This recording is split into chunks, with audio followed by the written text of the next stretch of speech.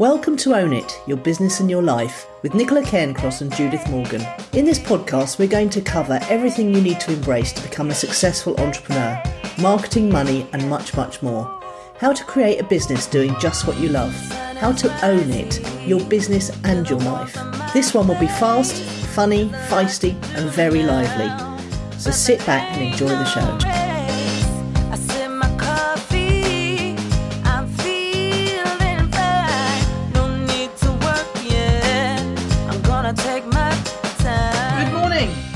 How are you?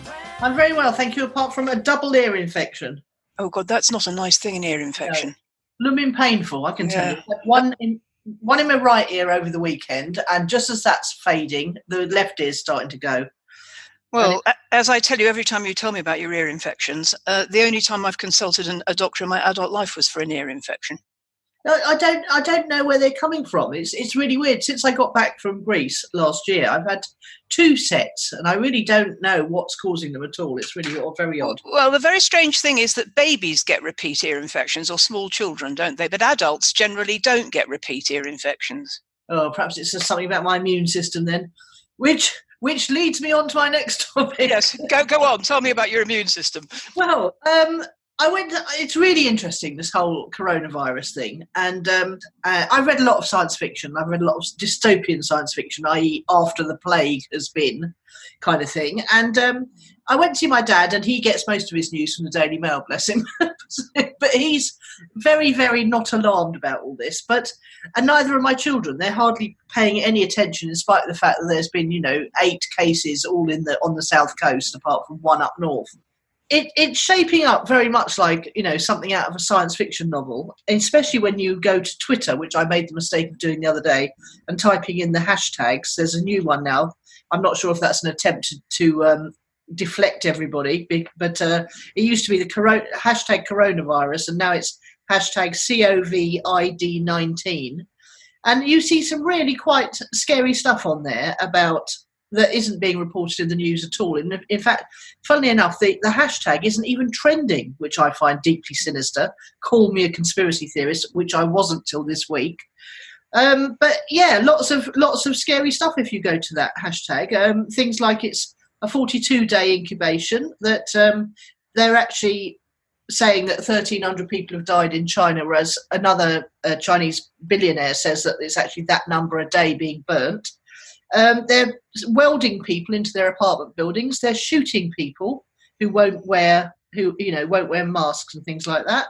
And they're actually using it as an excuse to get rid of all the dissidents and journalists and researchers and people like that have annoyed them over the years. The Americans have set up 11 quarantine centres by every single major airport, capable of holding up to 1,000 people. Now that could be overkill.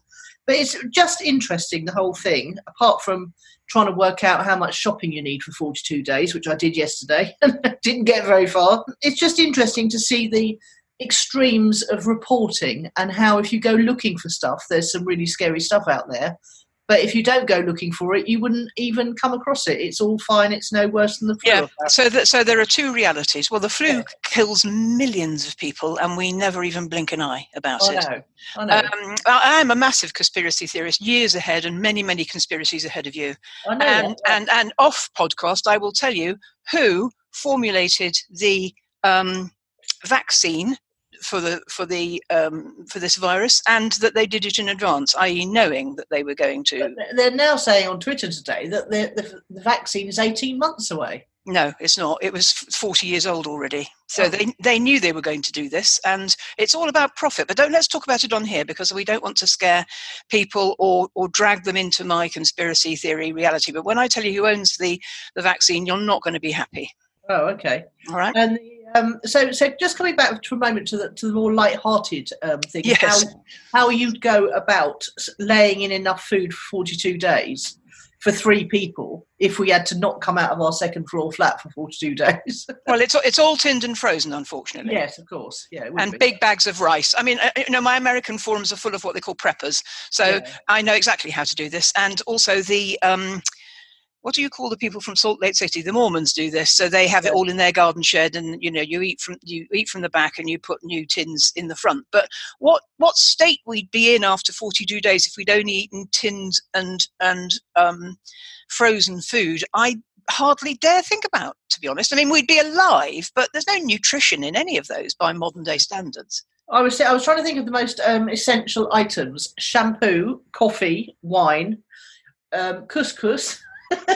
shampoo, coffee, wine. I mean, I think we'd have to start rationing various things as well, because you're talking about the breakdown of society. So you wouldn't be shampooing every day. Possibly, I possibly wouldn't bother if I wasn't going out. Yeah. Well, you wouldn't have showers every day. We'd be on. You're talking about the breakdown of society. If you've got to prepare for 42 days, you're talking about utilities not working. Of course, and you can't drink water or go. And no, and you have martial law. You have martial law. Okay, so the army are called in to help, eke out resources, and the survival of the fittest, and the rest of us go to the wall. Well, that's why I'm worrying about my immune system and these. Yeah. But I went into the co-op the other day. I said to one of the young chaps, I said, anyone started panic buying yet? He said they're still panic buying from Christmas tiara last week. The ones who missed the news and think it's still on its way. Yeah. So there's those of us who, what's that expression? There's those of us who see what's coming. There's those of us who... and the thing is, there's multiple realities. If you can't believe the press, what facts do you have? Yeah, well, I think Twitter's probably the best source of news. I'm not sure it is, to be honest with you. Lots of citizens. Because everybody's got an agenda. Yeah, but they're all uploading real videos of what's... Well, they say they are. They say they are, Nicola, but you don't know who's a real person and who isn't. No, that's true. I don't know that in normal life, let alone on Twitter. No. I mean, and the other thing is, have you Googled the size of the population of China? No, not really. Why? Well, because it's massive. And the percentage of people who will die from this is the equivalent of old age pensioners who will die of flu on the South Coast this year. Oh, okay. You see, so you remember that book I read about risk? You've got to have all the facts in order to be able to assess how dangerous this is, actually. Diabetes and heart disease is probably still more dangerous to you and me than the coronavirus. And you're talking to a woman who won't even have a flu virus because I won't let the state inject me. Oh, yeah, the flu jab, yeah. Yeah, a flu jab, yeah. But my brother, meek as a lamb, as soon as he turned 60, the practice said to him, well, you better have a flu injection. So he said, oh, yes, rolled up his sleeve and, let the state inject him. And thinks I'm a conspiracy theorist when I start talking about, why on earth would you do that? Oh, well, there we go. Shall we move on to cheerier topics now? Well, I've got something.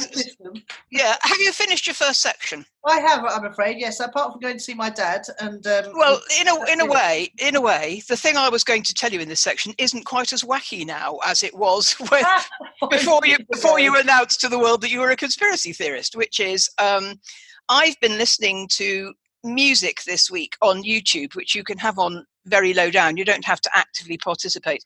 It's something I've known about for a very long time, and it's entirely appropriate for your fears and concerns because it's music that's, I wonder if Heather might know about this, it's music that has been tuned to a vibration of 432 megahertz. Ooh. And it was decided by the world that for no good reason at all, that all music would be attuned to, sorry, it's a frequency, that all music would be attuned to a frequency other than that. And they decided in 1881, a group of physicists, and then in London in 1953, that they would tune it all to some other frequency, which is actually disharmonic to our bodily understanding of the world, i.e. not your mental understanding of the world. But the 432 is a sort of, if you open your ears for music that's been tuned to the scientific 432 hertz frequency, it would benefit the entire planet as everyone who lives on it while listening to the music turn to the anyway, whatever. It resonates inside your body, releases emotional blockages, and expands consciousness. So I've been doing this for a few days now. Oh. And it's not plinky plonky whale bonking music, but it just brings upon you that you can get a playlist on Spotify and you just have it on very low so it doesn't annoy you while you're doing what you're doing. So I can't generally listen to music while I'm doing other things. Well, that's because you and I love music and we're drawn into the lyrics or the melody or both. But this isn't like that. This isn't a tune you know or a song you know, and it's not whale bonking music either, so it's not annoying. It's just very, very calming. And they're hours long, so you can have one on all night while you're sleeping. And if you go onto YouTube and Google 432 HZ, it'll offer you lots of choices for different purposes: healing, letting go, getting rid of negative energies, whatever it is. And there's one that I really like, and it's 1 hour and 11 minutes long, but there are some of them are like 8 hours long because you're designed to listen to them while you're sleeping. Oh, fascinating. I'll give it a go. Yeah. I'd just like to point out for the listeners' benefit, I'm not actually in a state of fear or worry about this, because obviously we've got control of our emotions. I just wanted to point out the disparate news reporting scenarios. Well, I hate to agree with President Trump, but you can't believe and neither have you been able to believe anything you can read in the papers or watch on the television in my adult life. Because if you've ever woken up inside a story that's being reported on the BBC or in a decent broadsheet, you'll realise they're not telling the story of what is happening to you.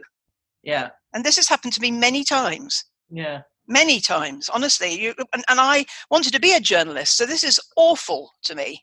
Yeah. That there's no truth anywhere. No. And people I know who are much cleverer than me, who do follow this news, they're basing their understanding of the world on something which is various degrees of inaccurate. Flawed, yeah. Well, worse than that. Bad. Have you been out this week anywhere?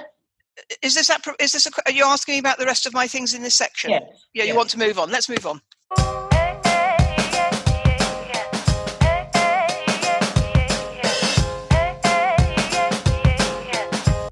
To what's fueled your fire? Well, it's nothing new, I'm afraid. Really, I've been planning 12 new videos and blog posts, and I'm going to redo my website shortly, because I want Clicks and Leads website. This is because I want it to be less dark and rock and roll and more light and bright and airy. But I'm waiting for that because Thrive Themes are bringing out a brand new builder tool, which looks rather fun. So it's a visual builder. I think it's drag and drop. So I'll be waiting till the 12th of March until that comes, and then I'll be doing the Clicks and Leads website again. Because I suddenly thought to myself, while I haven't got much to do, I could put Clicks and Leads through the whole Be Everywhere Online process and make sure I'm doing everything for that business that I advise other people to do. So, right, so one question, sorry, the website that you're redoing with the new Thrive theme is the Clicks and Leads one? Yes. Okay, got you, okay. I saw a website the other day that was My House Colours, which is dark grey, orange and white.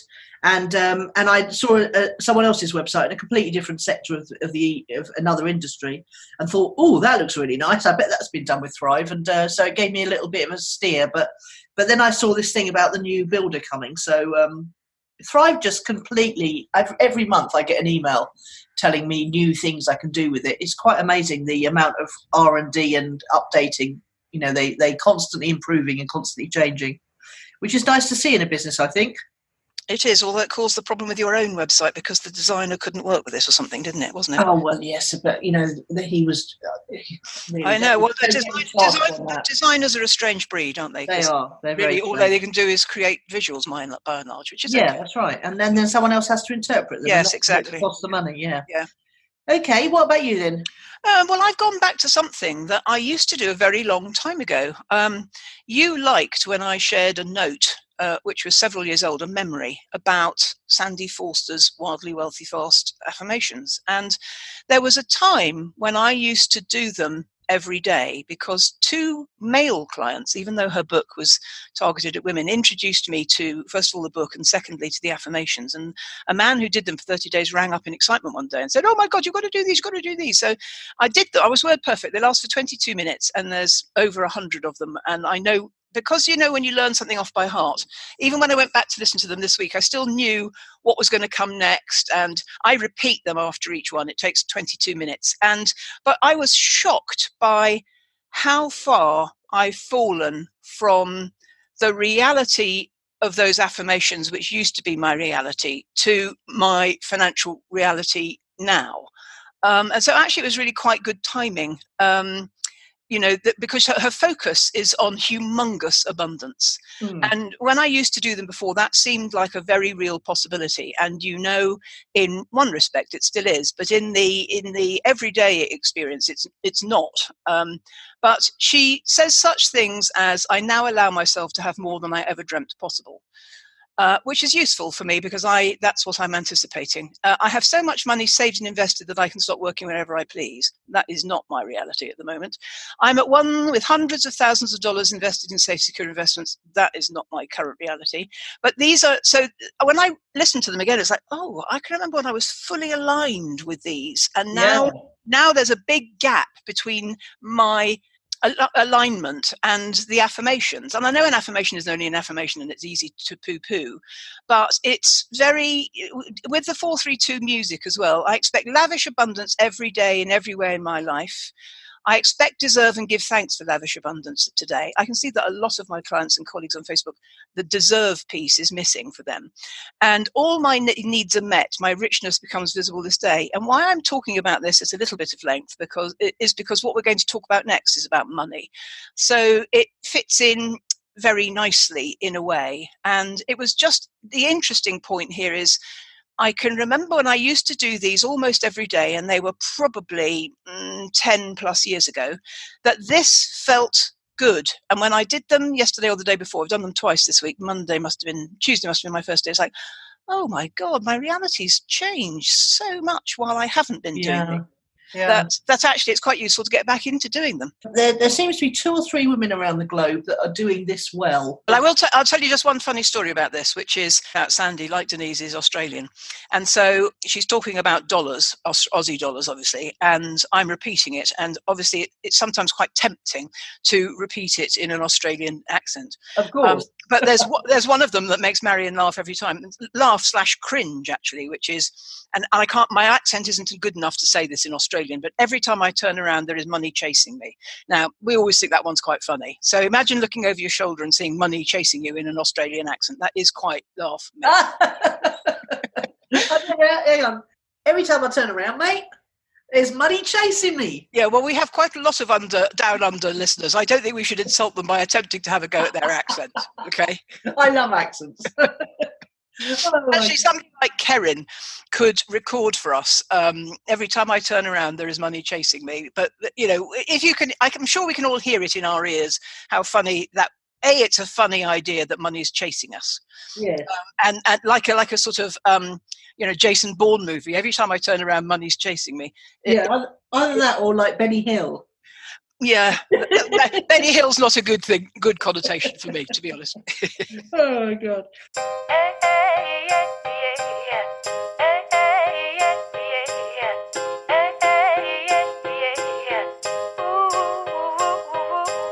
That does lead us on nicely to. It does. Focus of the week. Yeah, I was thinking. I don't know why. Well, I do know why it came upon me because I want to tell you the first story. But we're so often we think about. You see all these little homilies, don't you? What can money buy? Well, it can't buy love and it can't buy health. And my mum used to say all of that. Yeah, and I thought, well, what can it buy? So I challenged you to come up with some biggies, and I'm gonna hit you with 3 to get us in the mood. And I've written a note here, which I must remember to say. But anyway, when I was staying at Leslie's cottage, Steve, the husband of Val, told me that there was a newish neighbour relatively nearby them. Now, from going to live in Stupa, and I know from living in the country, that a newish neighbour could be anything up to 20 years, couldn't it? Because, people, when you're an incomer, yeah, people don't embrace you quickly, do they? So no. I've no idea how long this man has been living in Oxfordshire. And I don't have all the facts here, but what I do know is that he owns his own private jet. Oh, ridiculous. Oh, no, hang on. Let me tell you the story. No, we can't do ridiculous because the whole point of focus of the week is what can money buy, okay? Now, he lives in Oxfordshire. I believe he is of Middle Eastern extraction, although I didn't want to say that because I don't want that to colour this story. He owns his own home in Oxfordshire somewhere and he owns his own private jet.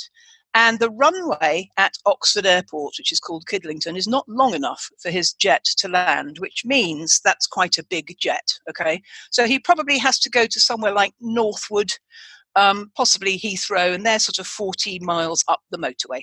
Now, you don't own your own private jet in order to land 40 miles away.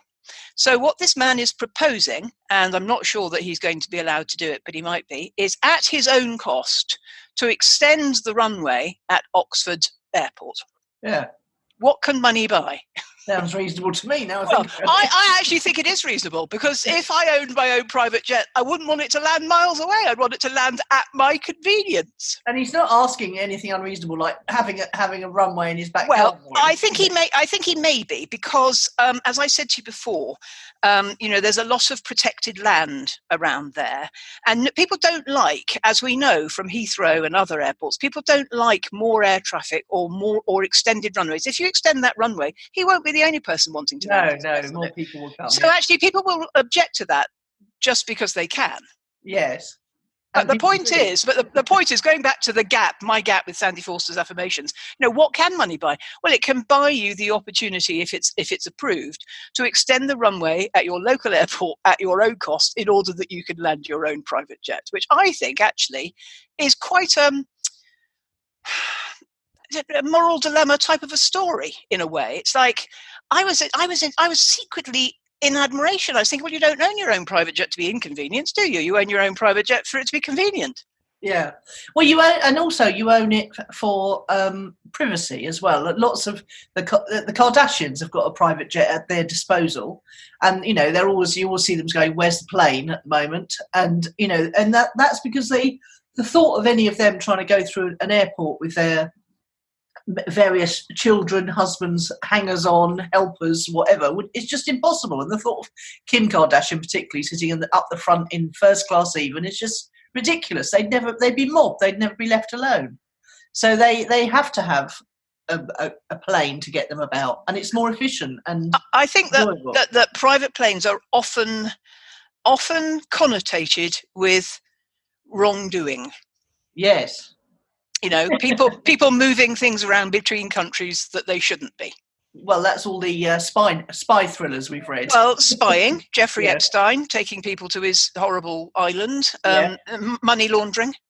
There are definitely fewer, checks on you as you go in and out, and technically there should be more because you're rolling in it. Anyway, let me move on.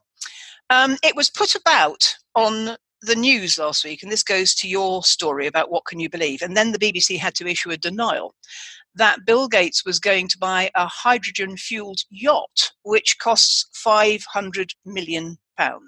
Right. Well, the point is, what can money buy? It can buy a yacht with a price tag of £500 million. And if Bill doesn't buy it, other people will. There's a company based in Monaco. They've made it. It doesn't go very far. But the fact is they're making... the hydrogen thing? Oh, it's cleaner fuel. Oh, right, okay. Cleaner fuel, okay. Yeah. And my third one, which I think is quite exciting and very interesting, is you can buy economic citizenship of almost any country in the world, including the UK. And I'm going to give you some facts and figures about this. So if you want to go if you've got enough money, and it isn't a huge sum of money actually, and you want to go and live anywhere that you're not entitled to by dint of your passport or being born there, you can buy it. And it's quite cheap. I'm going to give you some stats. 100 countries worldwide offer this. And again, it's badly connotated, but it's a way of countries making money. So since 2008, the UK has granted entry to wealthy non-Europeans in return for a £2 million investment in British companies. This may seem like a high hurdle compared to some other schemes. For instance, Malta is very cheap. But, 2 million if you're a rich person and want to live in England, and the money comes to, Britain. The money comes to Britain and is kept in Britain. Now, some of them, if you stay for a while, you can draw the dividends of the companies that you invested in. You can take the money back out again. But 11,000 people have paid 2 million since 2008 to arrive in the UK. And it happens in America. Well, it happens in over 100 countries in the world. If you've got money, you can buy the entitlement to live somewhere else. And more interesting than that to me is there are even more kosher schemes if you are what they call a pensionado, which is a pensioner. Yeah. Because, for instance, St. Martin will let me come and be a pensioner on their island. if I spend quite a small sum of money, about 300,000 euros on somewhere to live, and if I do that, they'll let me pay tax on my global income at 10%. Yeah, Neil went to Portugal for just this reason, because they had a fantastic scheme on where if you bought property over, I don't know what the threshold was there, but that you immediately got residency and 10 years tax exemption. Yes, quite, because it's an investment, you see. Well, Greece are going to do the same thing. They already, if you buy property over 250,000 euros, you immediately get citizenship. Which, let's face it, isn't very much money. No, it's not. And you'd have to spend more than that in Shoreham. Oh, you get a flat for that in Shoreham now. The other thing is that they're doing this whole pensioner encouraging thing as well, because it's all about the fact that if you go to Greece, you end up being a citizen. You have to pay Greek tax at the Greek standards, which are very, very high. So they're going to give a tax for pensioners who move exactly. Well, I put a message out on Facebook saying that this is what we were going to discuss this week, and what would people buy if they had, money had no, whatever it is, no object. And the person I was anxious about is our listener, Michi, who's the lady who's very thrifty. But even she said she would buy a private island. Now, of course, Michi, being very thrifty, knows how to make a private island work. She can grow her own food and all sorts of things like that. But what most people responded was much too small, because we've contained ourselves in a place of what can I afford, what can I reasonably expect. But what most people did want, actually, was to live in their own homes, but for it to feel like a first-class hotel where you had laundry done for you, cooking done for you, shopping done for you. People wanted to buy solutions to what they regarded as chores. Yeah, and I struggled with this, I've got to say, because I faintly misunderstood the brief. I didn't realise I was supposed to go looking for stupid things to buy. No, not stupid things, enormous, breathtaking things. Yeah, none of mine are stupid. No, I know, sorry. I really found it impossible to put myself in the mindset of someone who had unlimited money. Isn't that interesting? Yes, because it's right to the point I was making about my affirmations, isn't it? Yeah. So, and I ended up thinking, well, because I do watch those programs of how to spend it at Christmas and things like that, because I enjoy them. I love luxury and beauty and twinkly things and fashion and all that stuff. But when it actually came to thinking of those things for me, I couldn't bring myself to. All I wanted was a fabulous modern house right on Shoreham Beach, that house overlooking Stupor Bay. There is a specific one, as you know, and to build holiday homes in the grounds of it so that I never had to think about, how much the house was costing or feel guilty about it or anything. And then I quite fancy a world cruise on that ship, The World. That must cost many thousands of pounds. You can't go on a cruise on that unless you own an apartment on it. So that would cost. I'd have to buy one, yes. Yes, you would. Yeah, you would. I was aware of that. So that would be another purchase. So it's all property purchases, interestingly enough. Yeah, and funnily enough, that goes to ownership, you see, which I think, I've got a colleague who's anticipating yachts and planes and properties. And I go, look, you don't need to own all of this. And he says, I do, because I don't ever want to pack. I want to leave my pants in the drawer in the yacht. Yes, and have unlimited, have duplicates of your wardrobe. Yeah, exactly. I said, but you'd have staff who would make sure that you had pants in your drawer if you rented a yacht. I think ownership is quite a weird thing. The most beautiful house I ever lived in, I didn't own, and it didn't matter to me. Yeah. But the thing is, then you've got to cope with all that embarrassment about, the style. Anyway, I couldn't cope with it and all that stuff. People knowing all the. No, I couldn't cope with it. Sorry, Harry, people knowing what? Well, that you said staff would make sure you had clean pants and things. And I don't want people going through my underwear drawer. Thank you very much. That's interesting, because sometimes here where I'm staying, I take my laundry to the laundrette, which means somebody else is looking after and in that example, dirty pants. Well, I know, but they don't. They only handle them when they come out, don't they? So they're not dirty at that point.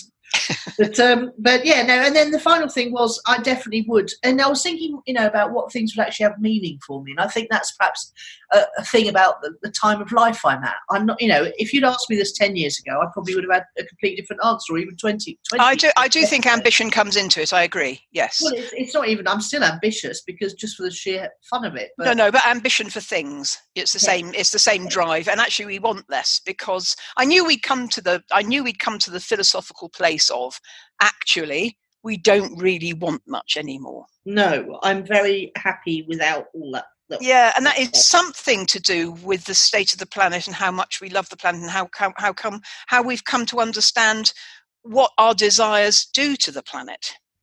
No, I'm afraid for me, it's not none of that. It's just that simplicity is so much more peaceful. And unless you had well, I suppose all these very, very rich people do have right-hand people who look after all the details and make sure everything gets done. For me, if I didn't have someone like that, it would all just be a huge burden.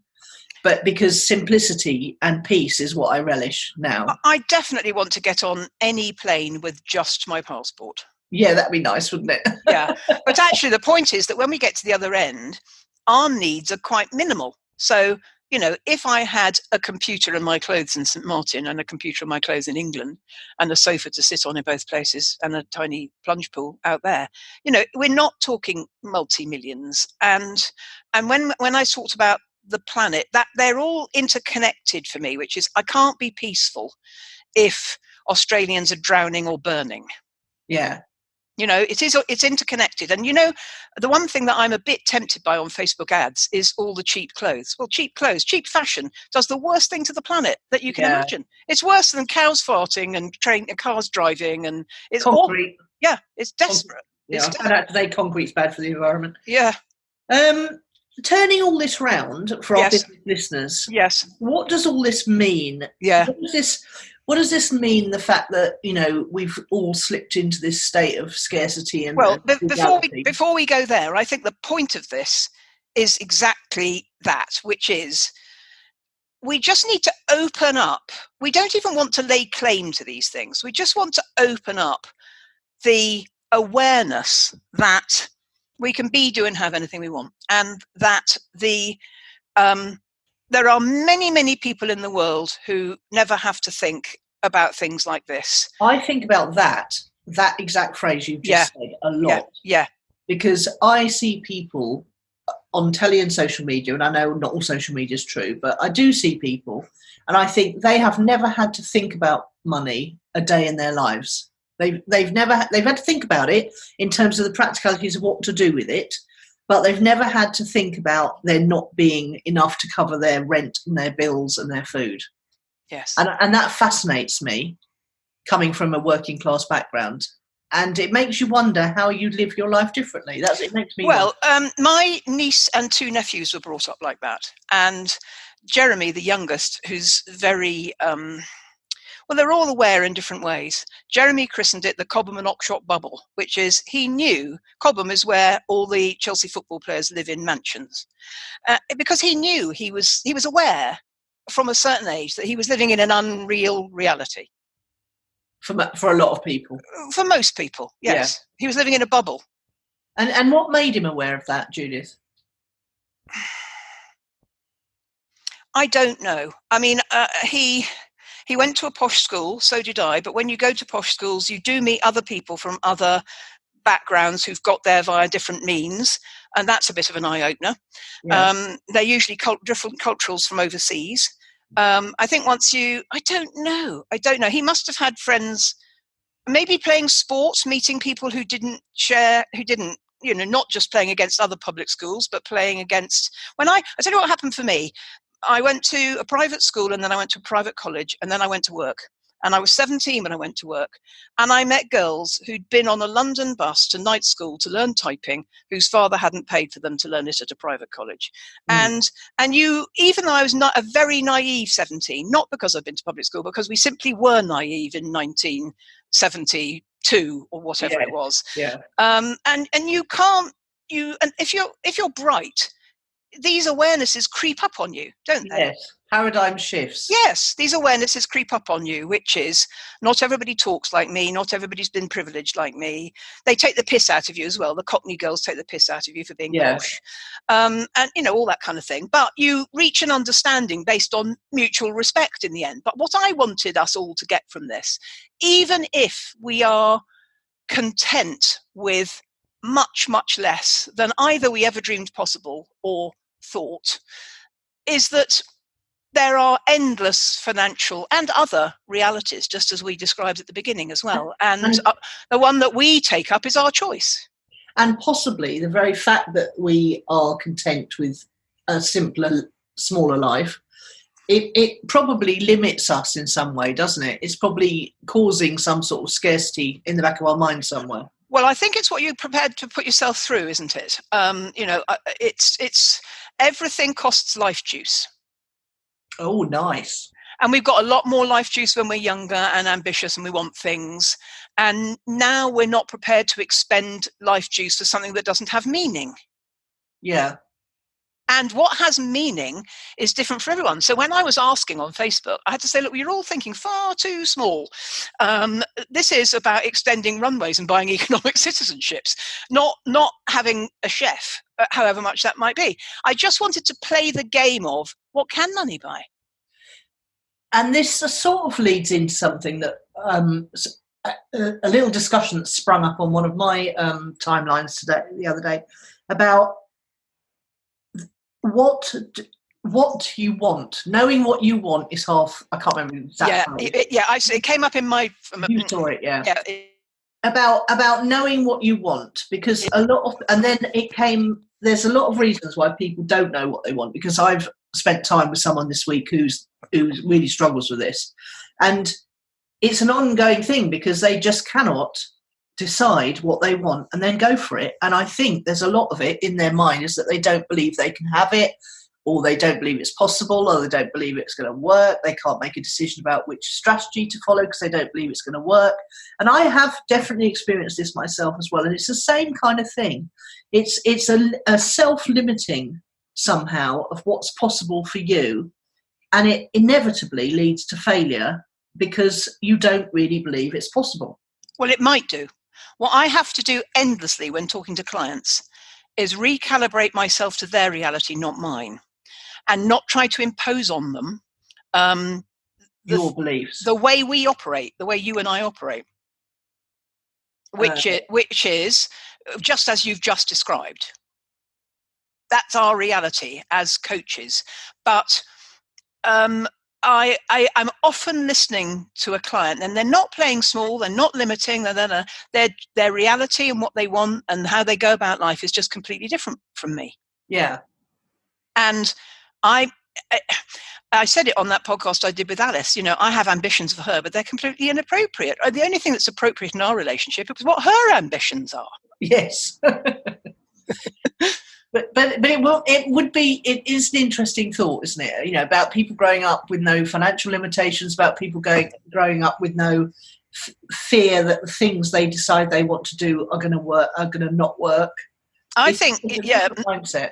I think the reason why my brother's so successful is that as the favourite child, he literally had no limitations of any description.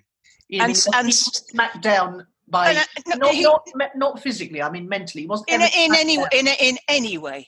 So anything he decides he wants, it happens. And he just decides, and then he finds out the way. No, that's just his reality. That's just the way it is. Yeah.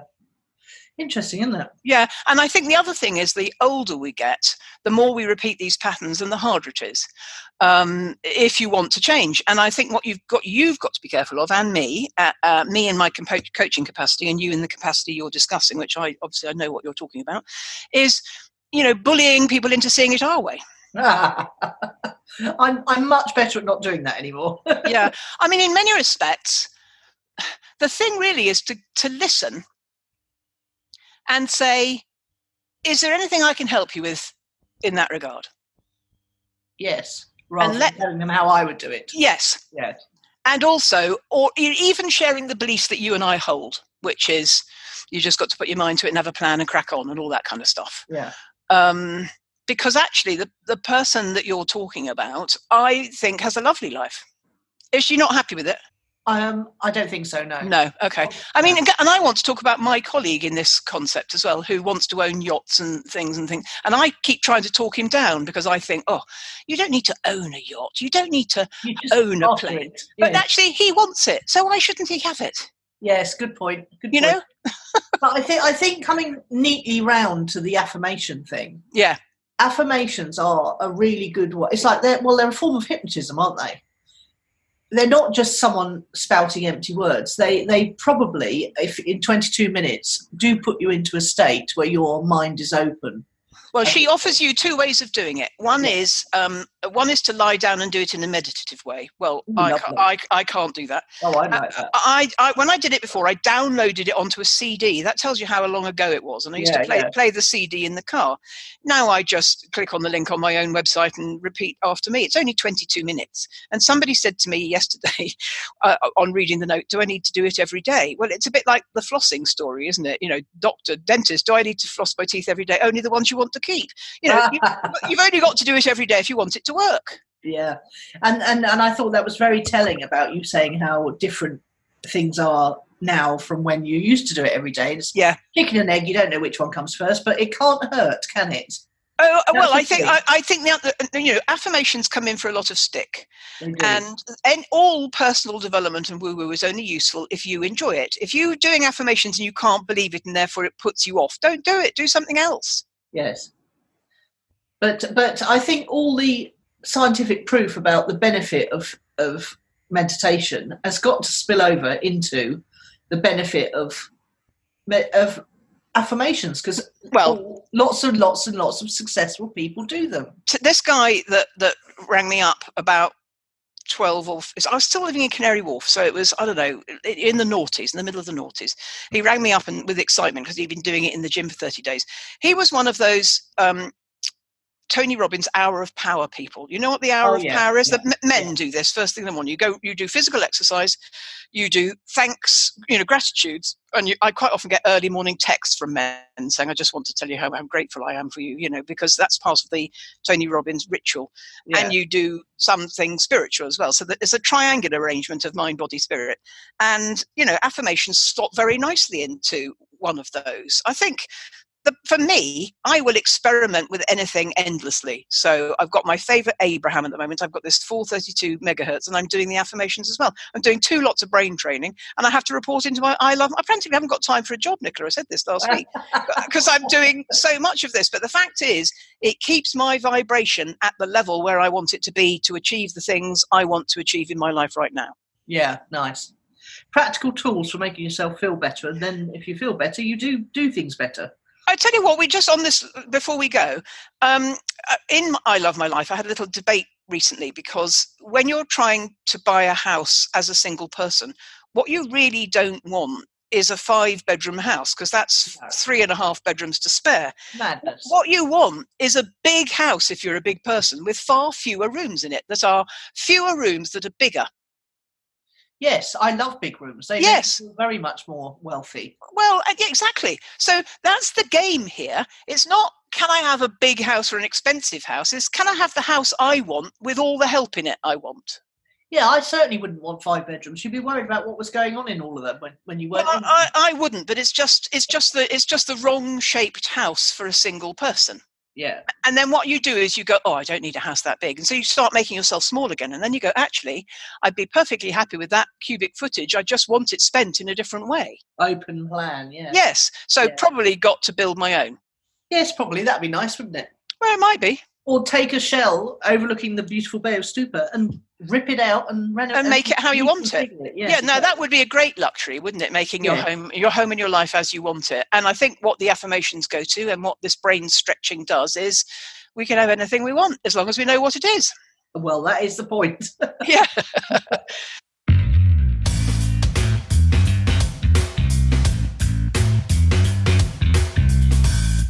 Shall we move swiftly along? Yes. Word of the week, then. Mine's in keeping. It's profligate, because Marion once called me profligate, and I lay claim to it very often. Was there a raspberry involved? Yes, it was. As out-of-season raspberries in Marks and Spencer's in brighter times in the noughties. Would I still buy an out-of-season raspberry? I probably would, to be fair. Yeah, I would too. Yeah. Mine is wash, your hands. Because of coronavirus. Yeah. And actually any virus. You should do that all the time, whether there's a coronavirus in the world or not. Yeah, that's very true.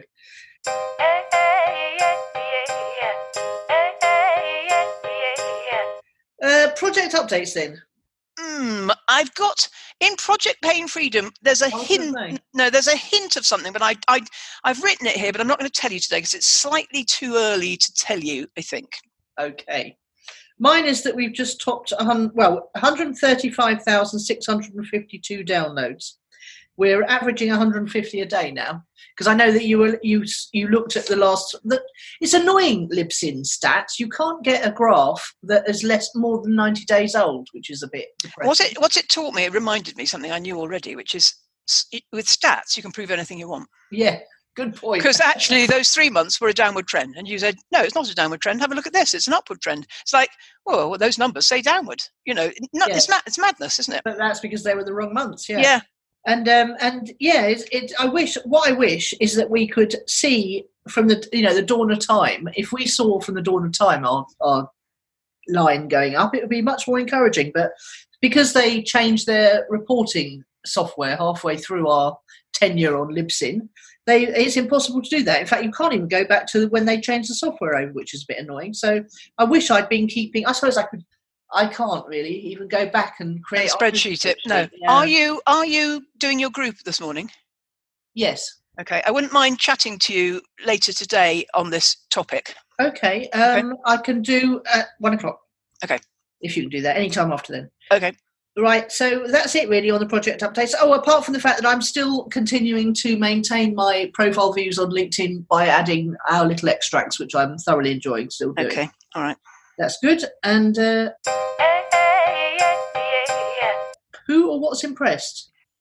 I've got to read you something again. I'm so sorry. It's from Lorna Bevan, the wacky astrologer that I like, who publishes free stars on Sunday mornings on her website, which is called Hare in the Moon Astrology. And they're not stars. She doesn't make predictions. Although while we're talking about predictions, Sally, the astrologer we opened 2020's podcast with, do you remember? She got a clean sweep on the Oscars of her predictions. Did she really? Yeah, based on astrology. God, and that was there was a real rank outsider on that one, wasn't Absolutely. Yeah, isn't that brilliant? Anyway, I'm going to read you what Lorna said last weekend. It is time for those of us who for years have been in the shadows holding the light to step forward, to come out of our caves and safe sanctuaries where we retreated for fear of not belonging, and to become visible as beacons to a world in transition. You are needed to stabilize and anchor these profoundly extreme times and shifts. Whether you recognize yourself as or have ever been called a healer, a teacher, a sensitive, an empath, a way shower, a path paver, a word weaver, or a psychic mender, it is time to drop your reluctance to come forward and to become someone who blazes a path that others can follow. No more keeping your medicine only for like-minded souls. No more waiting to be asked. No more apprenticeships. No more waiting for approval. You must have a presence, a strong physicality, and be willing to attract attention. But this next bit is the bit that I like. No matter how flattened, ragged, bereft, raw, heartbroken, or exhausted you feel, your very presence makes a difference.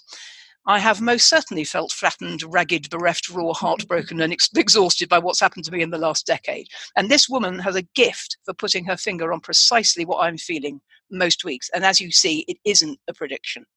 And you do make a difference. I know I make a difference, even from my flattened, ragged, bereft, raw, heartbroken, and exhausted place. But what she's saying is, you're going to, and I've been saying this for ages, you're going to be called to come forward soon. When I talked to the pain lady, I said, it's because I know I'm going to have to step up. I've been saying that to you for ages about why you said to me, why do you watch the news? It's so depressing. Because I have to know what's going on, because I'm going to have to fix something. And I think it's probably the waspy women, but I'm going to have to fix something. Well, that'd be good, wouldn't it? Mm-mm. Okay. What about you? It's a little more prosaic, which is Liar Season 1. Just come to an end. Really, really enjoyed it. And the actress in it is, I thought she was someone from Casualty, and I think she might well have been in Casualty, but she turns out to have been in something else. And it's all gone completely out of my head because I didn't have time to research it beforehand. The blonde. Do you know who I'm talking about? I haven't watched Liar, and I don't propose to. Oh, okay. I was going to tell you about my television difficulties this morning. You keep telling us about Liar. Go on. Well, no, that's it really. I just highly recommend it. Season 2 is starting very shortly. It's an interesting thing because it's written by two brothers who are screenwriters and have just started their own production company. And as a lot of screenwriters and actors seem to do, Phoebe Waller-Bridge just started her own production company as well. It's the only way to get your stuff made in a way that you don't have to sell your soul to do, I think. Well, absolutely. And also the big TV companies now really don't want to be developing scripts because it's too risky. They just want to buy in. Well, you made that point once before, and I didn't have time to pick you up on it. You are slightly incorrect in that, which is they do outsource all of it. But you said that means they don't have to. I can't remember what you said now. They do have to fund it, so they have to green light it with the money to make it. So absolutely. They're not seeing it sight on. They're not buying it. Right. Yeah, they don't not see it, and so they can't see it first and then buy it. They've got to fund it to have it made to their order, as it were. Yeah. But anyway, I thought it was absolutely brilliant, and the script, the writing, because obviously I'm noticing these things a bit more. Yeah, now. yeah. They actually revealed who was the liar halfway through the first series. So I thought, where are they going to go now then? But actually, where they went was onto an even more interesting sort of plot line, and it looks like it's going to continue into season 2. So I really enjoyed it. I was going to talk about The Split, which I binged watched over the last few days, but you were so scathing on social media about it, I thought I won't mention it. Well, let me say why, if I may, and I take personal responsibility for this. When you say you binge watch it, you watched series 1 again, did you? So to be prepared for series 2. No. They put out series 2, episode 1 on BBC the other night, and then they dropped the lot, did they? Yeah, they dropped the lot on iPlayer. Okay, well, now we've got a little bit of time, so I'm just going to open up iPlayer and tell you how far I made it through the first episode before I went, I can't watch this, it's rubbish. Because I love Nicola Walker. She's annoying the hell out of me. I love her, but I think the message, the thing is beneath her. The material is beneath her. I agree. Yes. And let me give you an example, if I may. It's hammy and cheesy. It's glossy. She wears lovely clothes, and they're walking into beautiful offices and all of that. But the people are horrible. The people are horrible. We already know that episode 1 is based on a premise that is beneath my values, of having your cake and eating it. Well, her cheating on her husband. Yeah. There's that awful scene where he gives her the keys to his apartment, and she sits at her desk. Please never write this, Nicola. It's like something we might have written in the lower fourth. She sits at her desk, twiddling her wedding ring, as if to say, here I am grappling with the moral dilemma of whether I'll ever use those keys. It's like, oh, Nicola Walker, you're so much a better actress than that. That was obviously, plotted. It's beneath her. And if I was an actress now and again, if I got to kiss those men and wear those clothes and be paid to be, something different for a change, I probably wouldn't resist it. But it's beneath her. Material's beneath her. But let me go back. Let me go back to my problem at the moment. I'm staying in this place where the quality of the silence is exquisite, and even when I'm listening to Esther or the megahertz music or whatever it is, I'm sitting here thinking, I'd almost rather be in peace and quiet.